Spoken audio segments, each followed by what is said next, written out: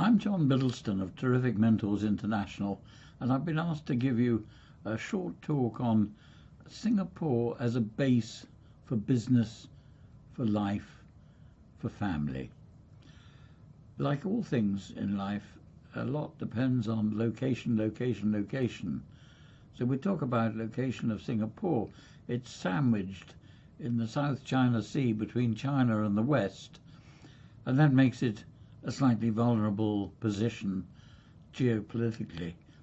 At the moment, as I record this, there's no geopolitical threat to Singapore.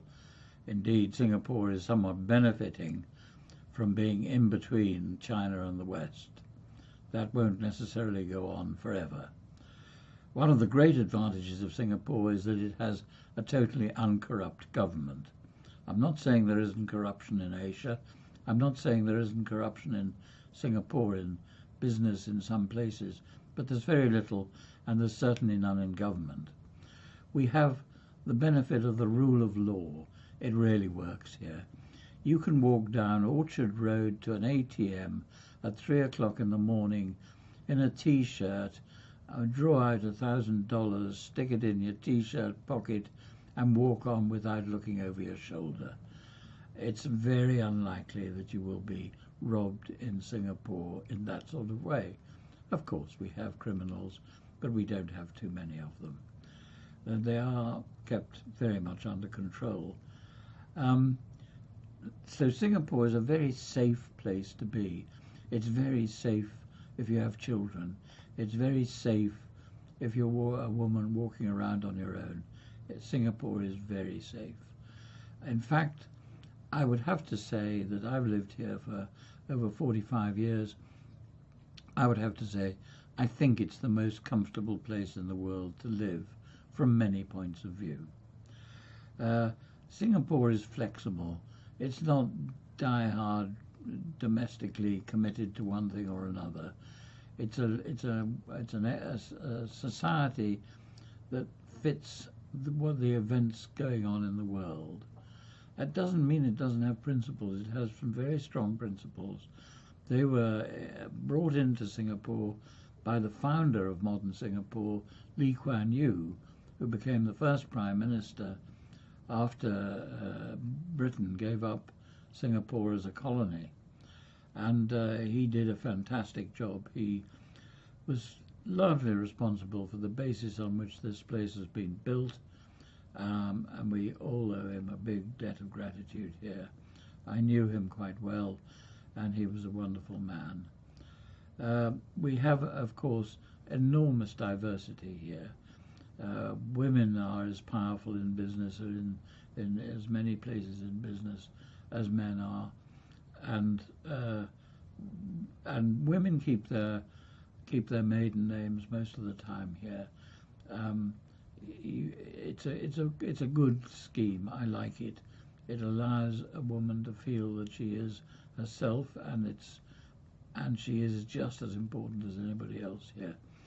In my time building a business here, I employed women, if anything, slightly in preference to men. I did, of course, employ half and half, broadly speaking, but I found women were very sensible and were very strategic, and that made it possible to build a business faster than I would otherwise have done. One of the great things about Singapore is eating out. We all spend a lot of time thinking about our food, and we all enjoy it. And we have every kind of food in the world in Singapore, and we have it from the hawker stalls, which are cheap and very good value and excellent food, to the most expensive restaurants. You can spend a fortune on a meal here, and you'll get the sort of ambience you would get anywhere in the world, better than most places. Singapore is very expensive. I'm not sure it's the most expensive place in the world today, but it's certainly been the most expensive place in the world. Housing is expensive.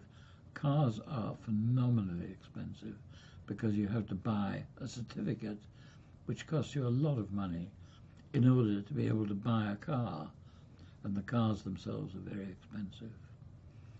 The taxi system is pretty good in Singapore, and it's not that expensive.